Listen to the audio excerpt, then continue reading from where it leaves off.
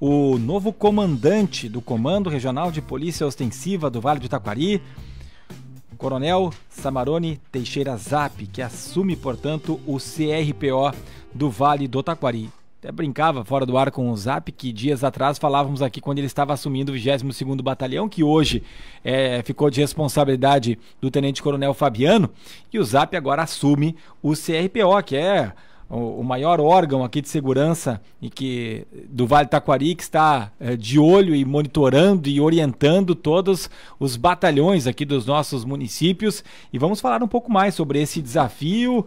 A posse foi realizada recentemente. Tem novidades também em relação a uma nova sede, que agora fica no bairro Moinhos, em Lajeado, depois de a enchente ter também atingido o prédio do CRPO antigo. Bem-vindo e parabéns pela promoção. Agora, Coronel Samarone Teixeira Zap. Boa tarde. Boa tarde. Agradeço suas palavras, né? É um momento importante da carreira. Como tu bem falaste, há cerca de um ano atrás nós estávamos aqui falando sobre assuntos referentes ao 22 Batalhão, unidade que eu até então exercia minhas funções, e alcançando então o último posto agora da carreira, e a mim confiado essa difícil, mas esperada missão de comandar o CRPO Vale do Taquari.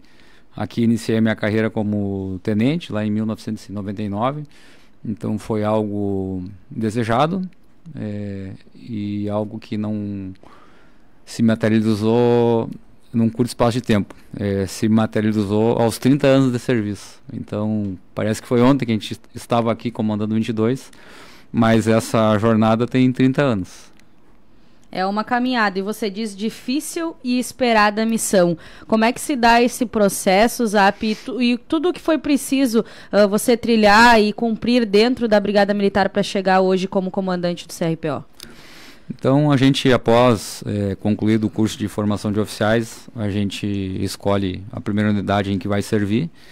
E na época, então, sem eu esperar, eu fiz uma das melhores escolhas da minha vida, que foi vir aqui para o Vale do Taquari, onde, através do trabalho, pude fazer muitas amizades e também aqui pude edificar a minha estrutura familiar. Então, conheci minha esposa aqui, construí minha casa, tenho minha filha aqui, então tenho fortes laços aqui nessa região. Nunca perco a oportunidade de dizer, né? Eu bebi a água do Rio Taquari, então gosto daqui por demais. E ao longo da carreira, a gente em alguns momentos acabou se afastando da região funcionalmente, né? Mas nunca levamos a família, deixamos a família sempre aqui. E isso foi importante para que eu pudesse também me dedicar à carreira, adquirir experiências em outras funções, em outras especialidades. Tive uma passagem de tempo pelo Comando Rodoviário, fiquei da minha carreira 14 anos no Comando Rodoviário, cuidando aqui da região do Vale, depois cuidando da parte central do estado, e aqui ainda permanecia de minha responsabilidade. Aí fui a Porto Alegre, e algo necessário, né, para que a gente possa adquirir novas experiências. Os desafios são maiores, também os recursos que a ti são entregues para fazer frente a esses desafios são melhores, ou são mais disponíveis também. Então, tive um grande desafio lá frente a uma unidade operacional em Porto Alegre, né, que isso fez a gente amadurecer bastante, e também dentro do comando, que está ao tempo todo sempre nos avaliando, fazer com que acreditasse na nossa capacidade e pudesse então, passar dessa experiência em Porto Alegre, retornar a Lajeado para comandar o 22 Batalhão, né? Então, passado um ano no comando da unidade, fechamos ali um ano de 2024 com bons resultados na questão dos indicadores operacionais, algo que a gente mantém todo dia o dedo no pulso para não perder, né, o controle das questões que são importantes para a comunidade, né, questão dos homicídios, questão do roubo a pedestre, roubo a estabelecimento comercial, furto em veículo, roubo de veículo, né, sempre com foco na questão dos crimes contra as pessoas, porque o que mais nos importa são as vidas, né? Então, esses delitos que atentam contra as pessoas demandam mais energia e mais controle da nossa parte. Fechamos o 24 bom, e as circunstâncias foram favoráveis para que, em decorrência dessa trajetória e também da oportunidade, agora no final do ano a gente felizmente pudesse alcançar o último posto da carreira, que é o posto necessário para comandar um comando regional, que hoje então é o Comando Regional Vale do Taquari, que tem sob sua responsabilidade 31 municípios aqui na região. Então, são 21 municípios a cargo do 22 Batalhão, se a gente for dividir em duas áreas, né, margem direita do rio e margem esquerda do rio, e o 40 Batalhão com sede hoje em Teutônia, localizado à margem esquerda do rio. Bom, já tem um conhecimento também dos números da região como um todo, talvez já até tinha antes, né, Zap, mas porque o senhor destaca, né, que fechou bem o ano de 2024, os números eles foram positivos na segurança do Rio Grande do Sul como um todo também, né, chegando a números jamais alcançados. Isso é muito importante para a segurança das pessoas, mas o que a gente pode falar em relação ao Vale do Taquari, né, destacando Lajeado, claro, mas também vendo outros focos, e quais seriam as metas primeiras nessa nova função? Então, considerando o Vale, né, os 31 municípios, que a gente trabalha então com as regiões integradas de segurança pública, né? Então o Vale do Taquari é uma dessas regiões.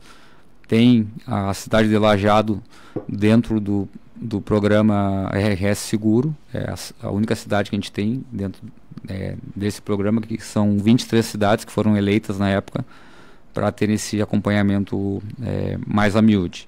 Mas o Vale em si, o ano passado, a gente encerrou com uma redução de crimes violentos letais intencionais de 39%, de roubo a pedestre na ordem de 27%. Em Lajeado, em particular, a gente teve uma redução bem significativa, foi de 56%, foi a maior redução do Estado no ano, em 2024. E do roubo veículo, uma diminuição de 38%. Para a gente poder também comparar, né, e para ver como os números foram positivos, no Rio Grande do Sul, em 2024, a redução foi de 26% no homicídio. Em Lajeado, a gente teve, então, 39%. Então, a gente conseguiu bons resultados através do esforço e do trabalho integrado, isso tem que ser dito, né, que aqui a gente tem essa característica de ter uma integração muito forte, muito positiva com a Polícia Civil, né, não se faz nada sozinho, né? A gente pensa segurança pública junto, quando acontece um problema a gente pensa na solução junto, e efetivamente as duas instituições trabalham de forma parceira e harmônica no entendimento do delito e também na elaboração das soluções para a gente poder identificar os indivíduos relacionados aos crimes, cumprir medidas cautelares em conjunto. Então isso é algo também que há a se destacar.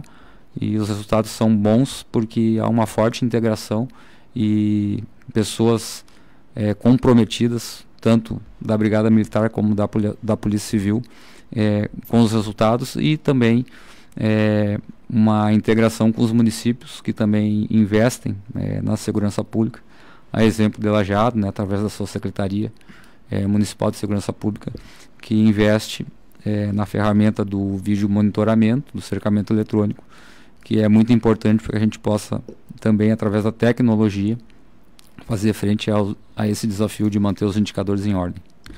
Zap, você traz indicadores positivos, né? Até faz um comparativo aí com o estado, mas tratando de região, daria para elencar o crime, talvez, não sei se é a palavra mais difícil de combater, ou aquele local ali que a Brigada Militar força mais os seus esforços, né? Para diminuir esses índices e ainda talvez não conseguiu, ou aquilo que vocês procuravam, essas metas já foram batidas? A gente vem de um histórico lá de 2023 que foi excelente, né? Vamos fazer um recorte em Lajeado, né? Que a gente teve em 2023, teve, se não me falha a memória, acho que 11 homicídios, se eu não estou enganado. O que a gente persegue, e não digo a gente, Polícia Militar, né? Como sociedade, persegue um indicador de 10 habitantes mortos em crimes violentos letais intencionais por 100 mil habitantes, né? Isso é o que se persegue. Coisa que Porto Alegre, em 2024, conseguiu um indicador de 11. Então, os resultados são muito impactantes, né? É uma cidade, eu digo porque eu em 22 para 23 eu estive em Porto Alegre, participei desse esforço para a gente reduzir o indicador, e eu sei o quanto é difícil. A gente saiu lá de uma taxa de 27 por 100 mil para uma taxa de 11. A nossa é qual taxa hoje? Aí a gente teve então uma experiência muito boa em 23, que a gente ficou com a taxa de 10, e em 24, por alguns desarranjos entre organizações criminosas, né? Se teve ali um ano de 2024 que fechou com em 22 taxa de menos de 10, e em 23 teve 21 homicídios. E aí em 24 a gente conseguiu retomar o pulso e fechou em 19, né? Mas, respondendo a pergunta, a gente quer buscar a taxa de 10.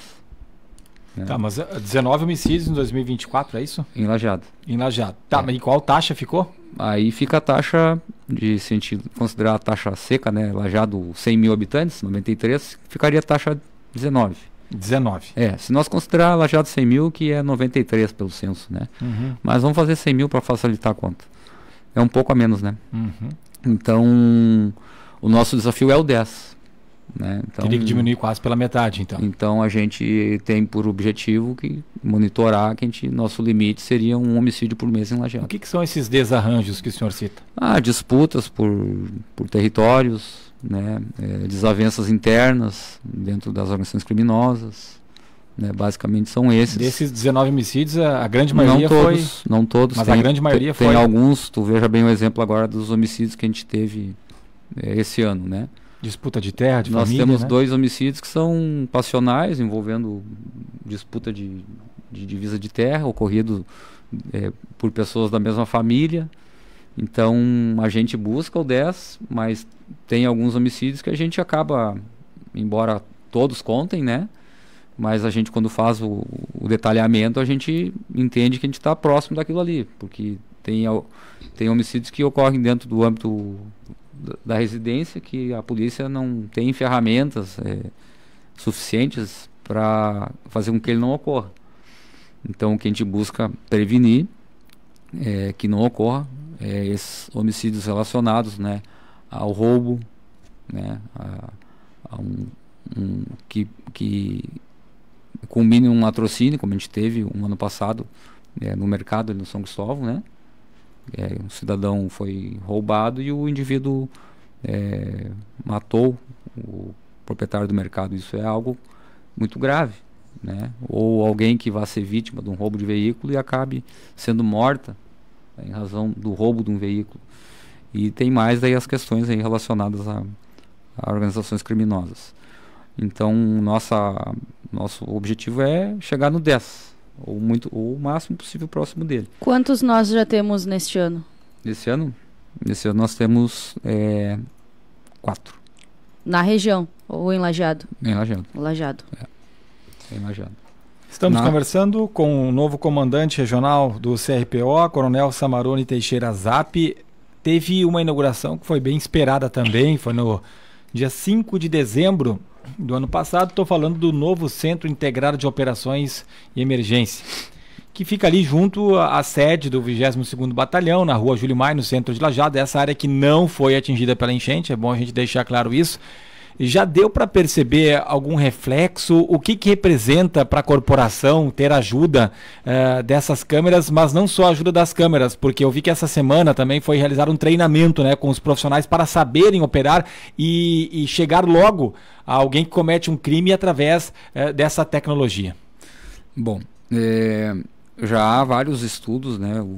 O vídeo monitoramento já é algo que há um bom tempo é utilizado como uma ferramenta, né, pelas forças policiais do mundo inteiro para fazer frente então ao combate à criminalidade. E vários estudos científicos já indicam, né, que ele é fundamental tanto na prevenção, mas também numa parte que quando a prevenção não consegue cumprir o seu objetivo, que é na elucidação, né? Então essa ferramenta vem nos auxiliar a poder ter mais um olhar, né? E na verdade eles são vários olhares, né? Em razão de várias câmeras instaladas que podem gerar prevenção e, quando houver o delito, também auxiliar na elucidação. Da mesma forma, aliado à questão das câmeras, tem algumas tecnologias ali, a exemplo da gente poder lançar alvos de nosso interesse, né? Por exemplo, uma placa de um carro, que com base nisso também tem nos facilitado que a gente possa encontrar o veículo após ter cometido o delito, ou com base em informações que a gente tem de inteligência, algum veículo que esteja em atos preparatórios para cometer algum delito, a gente também consegue antecipar a ação, e aí é o ciclo perfeito da prevenção. Então a ferramenta é muito importante, como tu bem disseste, colocamos os nossos policiais a fazer uma capacitação, em razão que a ferramenta, o software, ele vai sendo aprimorado. O software, ele possui dizer assim, ele possui uma parte dele que a gente pode dizer que ele precisa ser treinado, né? Então as imagens que vão sendo geradas ali, o software vai ao longo do tempo entendendo o que é uma normalidade ou o que é uma anormalidade, né? Então o software tem uma IA, mas ele vai adquirindo essa inteligência conforme ele vai enxergando. Vai sendo alimentado com aquelas informações. Então, por exemplo, uma pessoa caminhando na Júlia de Castilhos, para o software hoje é uma imagem normal. Uma pessoa correndo, o software vai entender como uma imagem anormal. Um veículo na Júlia de Castilhos em velocidade normal de trânsito, a 30, 40 por hora, ele vai entender como uma velocidade normal. Se passar um veículo a 80 por hora, ele vai entender como um alerta. Opa, alguma coisa aconteceu, que mudou o cotidiano daquela imagem. E aí aciona um alarme? E aí ele destaca a imagem, né? Então aquela imagem fica maior. Destaca a imagem, traz aquilo para frente. Tira das demais e traz aquilo para frente. Então ele vai se treinando, ele vai adquirindo uma inteligência de entender que, tipo, né, esse objeto está aqui todo dia, né? Se amanhã não estiver aqui, a câmera vai desbater, faltando um objeto aqui nessa sala. Não precisa dar detalhes, né, Zap, do que caso, mas algum exemplo de alguma coisa que você já conseguiu identificar através disso? A questão de uma pessoa correndo, assim, né, na calçada, não era o caso, né, mas pode ser uma fuga de alguém que acabou de cometer um roubo a um pedestre, alguém que cometeu um roubo a um estabelecimento comercial, e aí o software nos ajuda. Mas já chegaram a elucidar algum tipo de crime? Ou não, por enquanto não. Ele assim também, como ele passa por essa função de treinamento, ele acaba por vezes dando falso positivo, ele vai se aperfeiçoando. Então essas paradas que a gente faz de capacitação é justamente para a gente ver as novas funcionalidades que o sistema ali vai nos apresentando, e também que os policiais saibam lidar com aquilo. E tem leitor de placa e também tem reconhecimento facial, ou isso não? O reconhecimento facial está em processo de estudo, de implantação, tem algumas questões jurídicas, né, que a gente tem que levar em conta, porque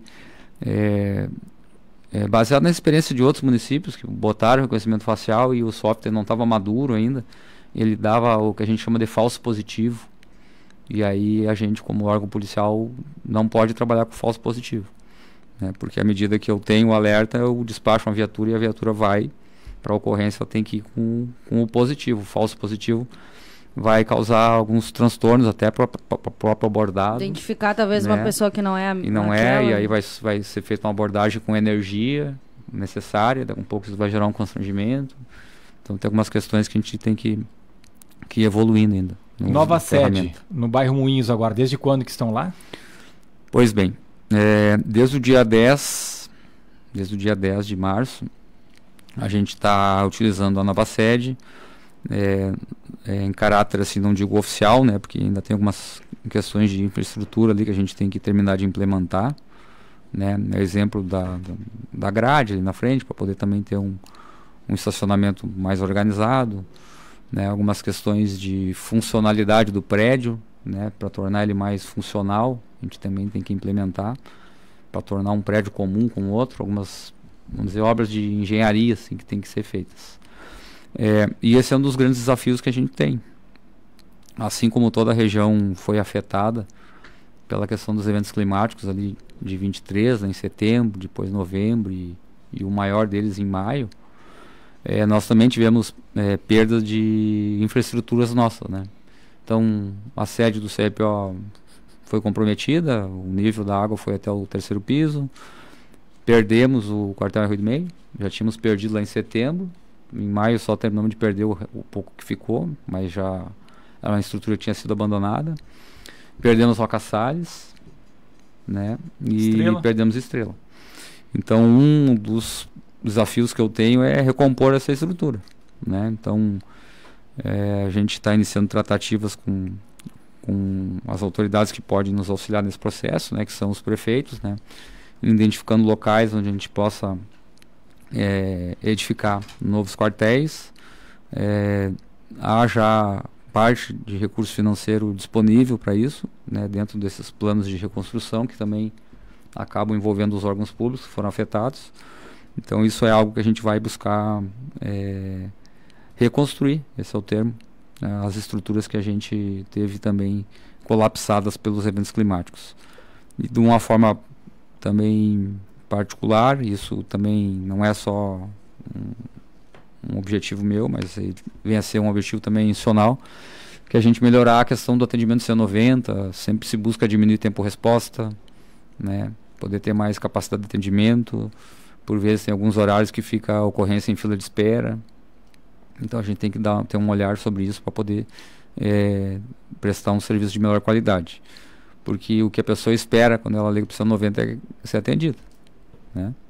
Se ela não for atendida, já é o primeiro fracasso da nossa prestação de serviço. E quando a pessoa aciona o C90, né, tirando uma parcela insignificante ali de trotes, né, mas isso também já diminuiu, né? Aquela criançada que saía do colégio para o orelhão fazer trotes, já, graças Hoje a Deus, nem orelhão a gente vê mais. Já diminuiu, também, né? Mas o 190 é a porta de entrada, onde a pessoa nos pede socorro. E tem tido reclamações em relação a isso? Nós temos questão de problema de operadora, tem em razão de antena, ele transmite para outro lugar que não é onde eu vou ser atendido, tem alguns gargalos, né? E tem alguns redirecionamentos que a gente vai ter que fazer para melhorar, porque dizer que é um serviço hoje de excelência não é, né? E isso é uma característica minha, não sou muito franco, né? A gente tem bastante coisa a avançar na questão do atendimento C90 e a porta de entrada do atendimento, e a população tem que ser atendida o melhor possível e de preferência no menor tempo possível também. Tá bom. Coronel Samarone Teixeira Zap, sucesso à frente do CPO, estamos à disposição também aqui na Rádio Independente. Agradeço a oportunidade, sabe que conta comigo, né, para o que for preciso, tenho um respeito muito grande pela rádio, sempre renovo aqui o meu reconhecimento do trabalho que os senhores fazem, um papel social importantíssimo, que não conheço outro meio de comunicação capaz de chegar dentro da casa das pessoas como o rádio o faz, né? Não só na normalidade, mas sobretudo na situação de crise, de eventualidade, né? Quem tem um rádio guardado vai lá e liga ele, independente de outros modais hoje que evoluíram muito também, que também nos aproximam das pessoas, mas o rádio, quem tem um rádio em casa pode colocar fora outros equipamentos, mas o rádio não põe, né? Então, viva o rádio, obrigado a oportunidade, tá? E agradeço a todos.